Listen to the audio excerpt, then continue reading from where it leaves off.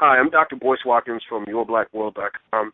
Last week you saw that there was a lot of activity around Mountain Dew and Lil Wayne and Tyler the Creator and and all kinds of other stuff. And one of the things that did happen was I wrote an article that apparently a lot of people picked up about an ad that Tyler the Creator had created that really pushed forward a lot of racial stereotypes.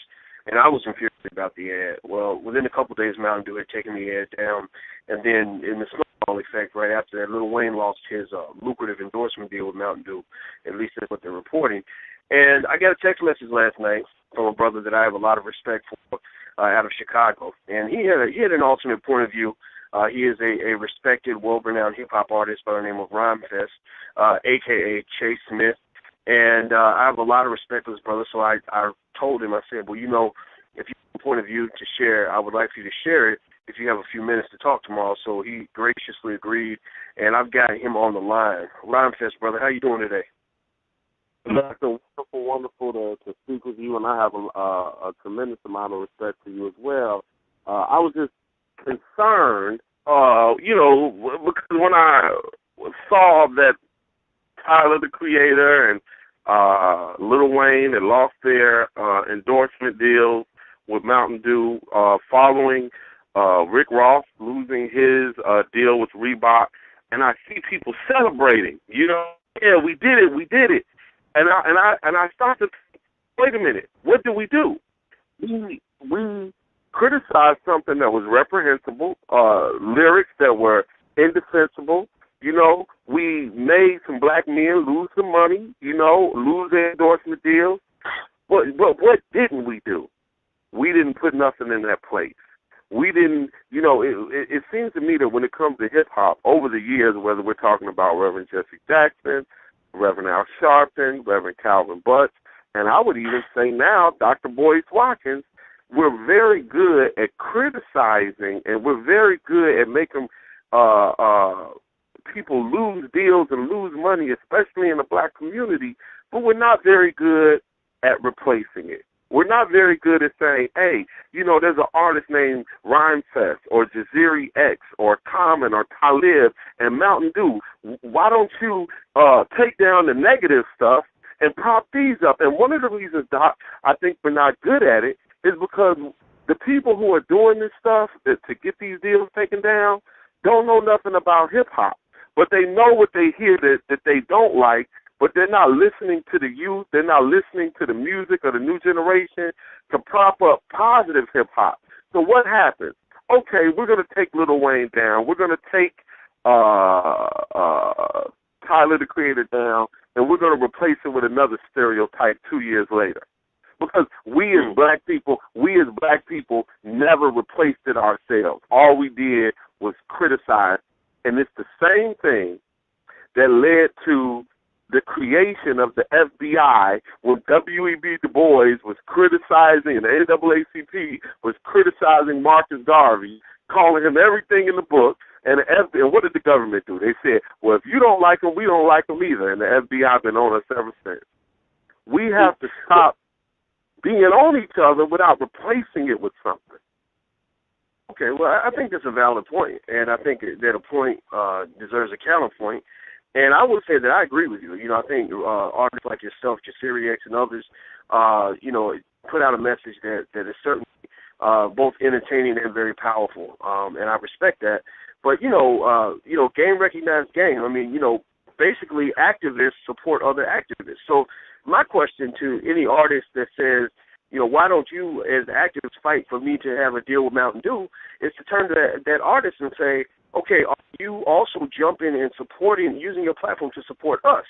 When we are confronting Mountain Dew, when we are out in the streets fighting, because one thing I know about you, and the one thing I agree with, is that you don't like people to use you. And I don't like people using me either. And one thing I find a lot of times is I'll have folks that will reach out and say, like there was a prominent black journalist who reached out to me and said, hey, Dr. Boyce, you need to raise the thing about the fact that there's no nighttime hosts on cable networks. And I said, okay, so what you're saying is you're afraid to speak up because you don't want to lose your gig, but I'm supposed to throw everything on the line so that you can get a cushy job. And what's wrong with you and so that the next cat can get that job. Maybe you won't get it, but somebody else will get it. So I think that it's interesting that people might want somebody like me to sacrifice for them. But my question is, what sacrifice are you making for yourselves? What do you say? Well, I would say this. I would say that it's not a either or. It's a both and. It's not a, well, you didn't do nothing for me, so I ain't going to do nothing for you. Black people have been acting like that and thinking like that, Doc, since we got off the plantation. It's the thing that when you start the campaign, having a cohesive plan saying we are going to replace this.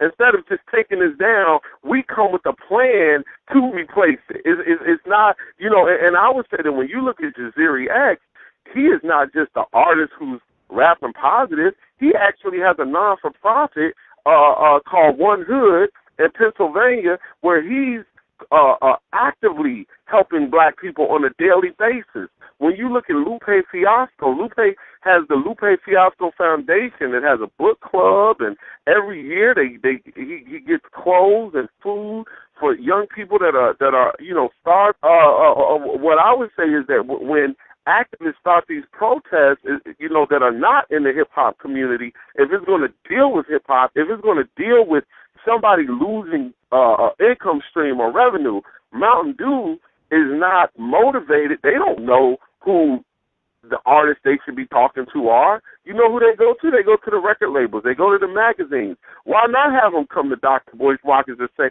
well, okay, who should we have? And you have somebody ready to replace them with, and then say to the artist, okay, listen, we want to get you this deal with Mountain Dew because, we feel like you have a better message that could go out, but what we would ask from you for the community is XYZ.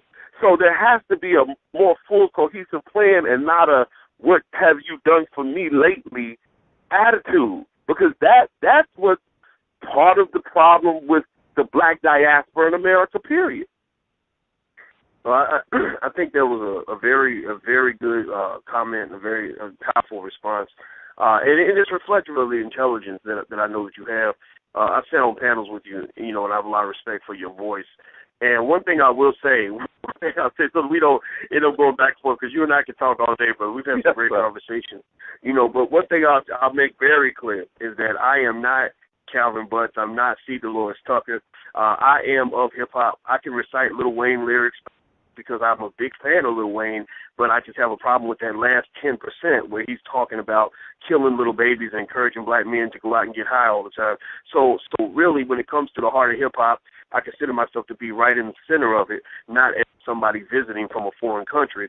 So I hear what you're saying. I think Doc, I'm not a fan of Lil Wayne. I'm a rapper, and I'm not a fan from the aspect of, I don't think that it's 10% of it. I think that the nonsense you hear is from him as an artist is about 70 to 80%, in my opinion.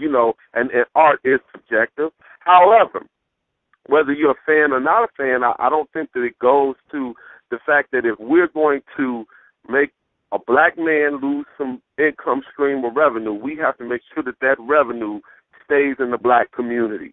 And what part of the black community is it going to go to? I think we all have to be cognizant of these of corporate dollars, and we can't say, oh, well, forget the corporate dollars. Who wants corporate dollars anyway?